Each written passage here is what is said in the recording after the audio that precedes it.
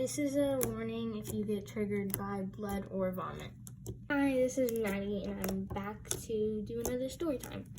We didn't have a Chuck E. Cheese where I grew up, but I did work at another family fun center. It was a small pizza parlor and mini golf place with an arcade and pool tables. I was 15 when I was hired, and I helped set up the system and maintain computer functionality. Since this wasn't full-time, I refereed laser tag games to work extra hours. To get the full picture of how horrible this is, you have to know a bit about the area.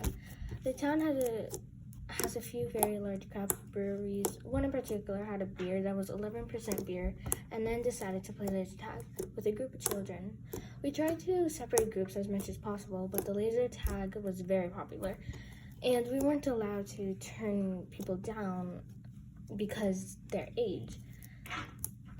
Now, I've seen kids poop and pee in the area. I've seen older guys throw up in the back corners. What I saw one day be all that.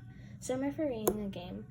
One rule, which may seem crazy in a small dark room only illuminated by black lights, was that you could not run. Liability stuff, well, people ran anyways and refs did what they could to stop people. One day, we have a group of 3 college kids who we put up against a group of about 15 10-year-olds. The college kids were drunk and the kids wanted to be on the same team, so it seemed fair. First few rounds, everybody was having a good time. Older kids were playing nice, younger kids were dominating and having a blast. One of the older kids got upset about losing 3 rounds in a row. He decided that he was faster than these kids, so he could outrun them to not be shot.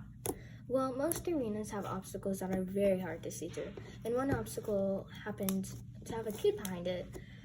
I was standing about 5 feet away when the frustrated older kid came around the corner. The college kid noticed the younger kid and tried to move around him, but it was too late.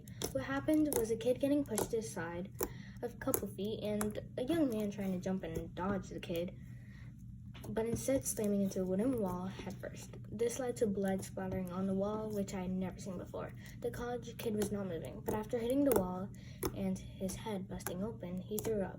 So now we have vomit and blood in a very large area, which happened to be by the main exit.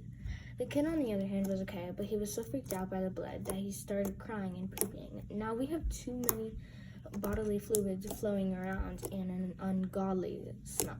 After the sudden shock wore off, I immediately stopped the game, ran out of the arena, and told the front desk to call emergency services, as you should. I went back inside to escort people out of the area, but I found that none of the kids would walk past the disaster that now blocked the exit. I decided to lead the group out the emergency exit, which triggered an alarm. I now have a horrendous scent behind me, as well as several screaming kids and an alarm going off. Usually kids get out, older kid goes to the hospital with his friends, parlor stops surfacing 11% beer, and age restriction is set on laser tag, and I spent a long time cleaning up what looked like the underground slime river from Ghostbusters 2, so please don't run.